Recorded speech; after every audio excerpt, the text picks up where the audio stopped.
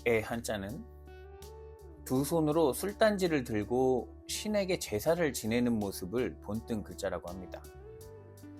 고대 시절부터 사람들은 신에게 제사를 올리면 복을 받을 수 있다고 믿었고, 일반적으로 그 복은 풍요, 건강, 자손처럼 삶을 이루어 나가는데 이로운 것들을 풍족하게 누리는 상태를 뜻했습니다. 현대에 이르러서도 복 받는다라는 말은 건강과 재물, 행운과 행복 등의 사람들이 바라는 모든 좋은 일이 이루어진다는 뜻으로 사용하고 있습니다. 성경에도 복이라는 단어가 많이 등장합니다. 부흥회에서 가장 많이 듣는 소리도 하나님이 복을 주신다입니다. 그리고 듣는 청중의 대부분은 하나님이 주시는 복을 건강과 재물, 행운과 같은 것으로 생각합니다. 하나님을 믿음으로 받게 될 복이 과연 이런 종류일까요? 구약은 히브리어로 복을 베라카, 아쉐르라는 두 단어로 표현했습니다. 둘 다 우리나라 번역에는 복이라는 한 단어로 썼지만 성경을 기록한 사람들은 두 가지를 확실하게 구분해서 사용했습니다. 베라카는 축복이라는 의미로 주로 하나님이 주시는 물질적 복을 말합니다. 하나님이 아브라함에게 내가 너로 큰 민족을 이루고 내게 복을 주어 내 이름을 창대하게 하리니 할 때 베라카를 사용했습니다. 아쉐르는 하나님과 올바른 관계 속에서 얻는 행복한 상태를 의미합니다. 아쉐르의 복이 사용된 대표적인 본문이 바로 오늘 시편에 있습니다. 오늘 시편 1편의 기자는 세상에 수많은 사람이 찾는 다양한 복이 있다는 것을 압니다. 동시에 사람들은 그 어느 것으로도 진정한 행복을 누리지 못한다는 것도 압니다.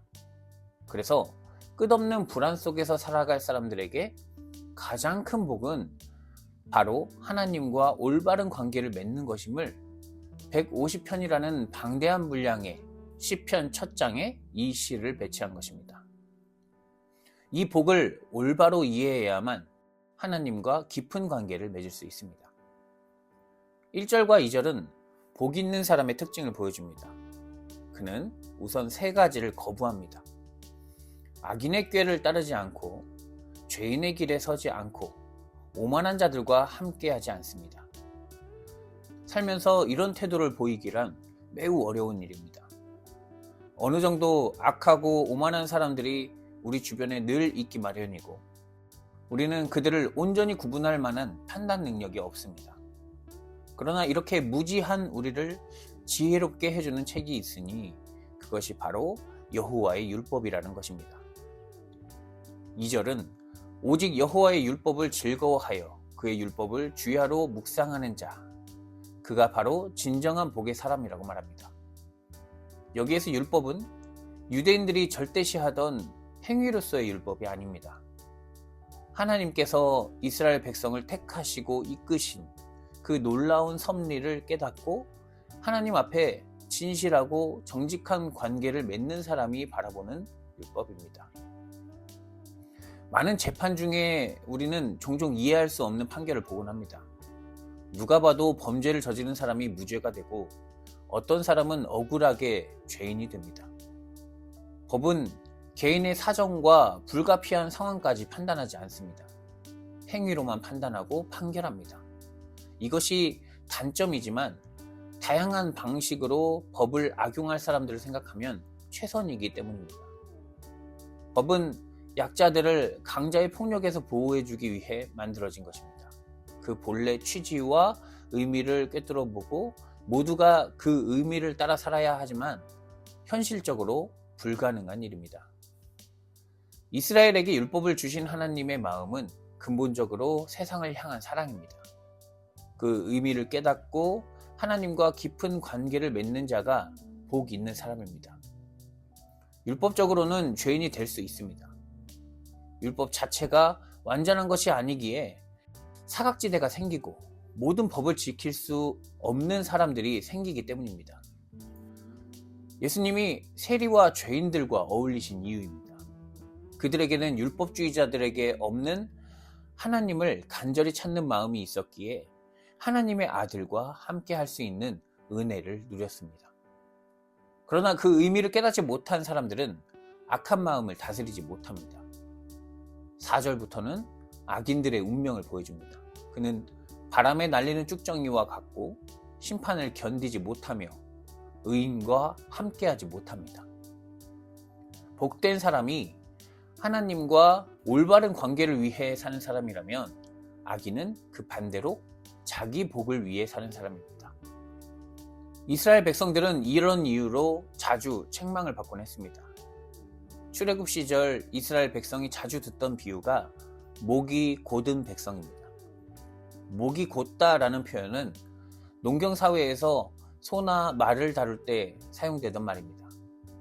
잘 훈련된 가축은 주인의 손놀림에 따라 목을 돌려가며 부드럽게 움직이지만 고집센 가축은 목을 움직이려고 해도 뻣뻣하게 세우고 방향을 바꾸지 않습니다.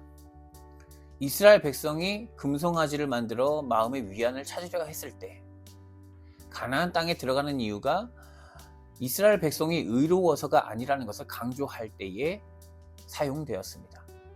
하나님을 알지 못하고 제멋대로 살기를 원하는 사람들은 형식적으로는 율법을 지켰으나 그 마음에는 자기 자신으로 가득합니다. 입으로는 하나님을 부르나 그 마음속에는 이방신이 주는 풍요를 기대합니다. 이스라엘 백성은 가나안 땅에 들어가 바알과 아세라 같은 우상을 섬겼고 자기 복을 위해 자식들을 제물로 바치기까지 했습니다. 그 욕망이 그들의 물질을 풍요롭게 만들어줄 수는 있었겠으나 그들은 하나님과 멀어진 것이 분명하고 성경은 그들이 결국 망하게 될 것이라고 합니다. 하나님과 가장 깊은 관계 속에서 사신 예수님은 복을 어떻게 말씀하실까요? 누가복음 6장 17절부터 26절에서 예수님은 복 있는 사람에 관해 말씀하십니다.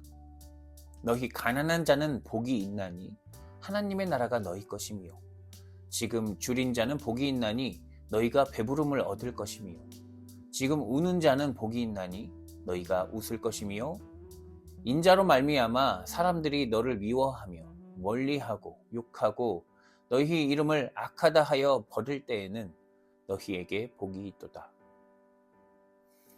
예수 그리스도 안에서 하나님과의 깊은 관계 속으로 들어간 제자들과 초대교인들은 세상 사람들이 멸시하던 그들 속으로 들어가 그들의 필요를 채워주고 연대하며 스스로 가난한 자가 되기도 합니다.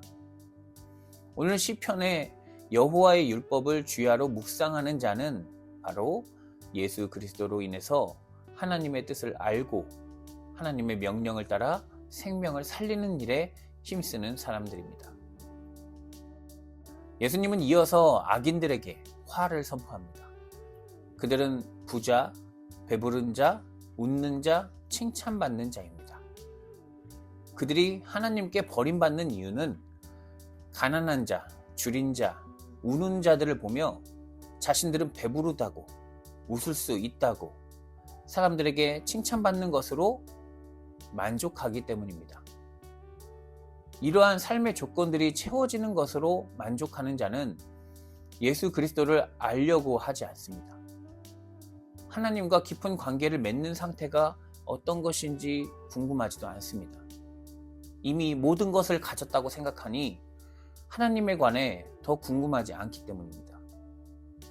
그리고 어떻게 살아가겠습니까? 가진 것을 빼앗기지 않기 위해 살아갑니다. 그는 예수님의 말씀대로 굶주리게 될 것이고 울게 될 것입니다. 예수 그리스도를 통해 하나님과 깊은 관계로 들어간 사람은 그 충만한 사랑에 휩싸여 오늘을 살아갑니다. 세상 모든 것을 사랑하는 힘을 얻습니다. 부모가 자식의 굶주림과 울음을 가만히 보지 못하는 마음으로 이웃을 사랑합니다. 그들은 가난해도 배부르고 울어도 웃을 것입니다. 사랑하는 성도 여러분, 하나님과 올바른 관계 속에서 그분의 뜻대로 살아가는 것이 진정한 복입니다. 이를 위해서 오늘 우리는 예수 그리스도를 주야로 묵상해야 합니다. 그러면 우리는 악과 죄와 오만한 자의 길을 따르지 않게 될 것이고 하나님께 인정받는 참된 복의 사람이 될 것입니다. 예수 그리스도와 함께 죽음까지도 이기는 사랑의 힘을 경험하며 영원한 복을 충만히 누리는 거룩한 하나님의 자녀가 되기를 기원합니다. 복의 근원이신 주님, 예수 그리스도를 통해 참된 생명의 주인을 알아보게 하신 주님께 감사드립니다. 참된 복과 영원한 생명은 오직 삼위일체 주님 안에 있을 때에만 얻을 수 있으니 영원히 마르지 않는 샘물이 주님 안에 있다는 것을 깨닫고 주의 말씀을 묵상하는 데에서 참된 즐거움을 누리는 주의 거룩한 자녀로 살아가게 하시옵소서. 예수 그리스도의 이름으로 기도드립니다. 아멘.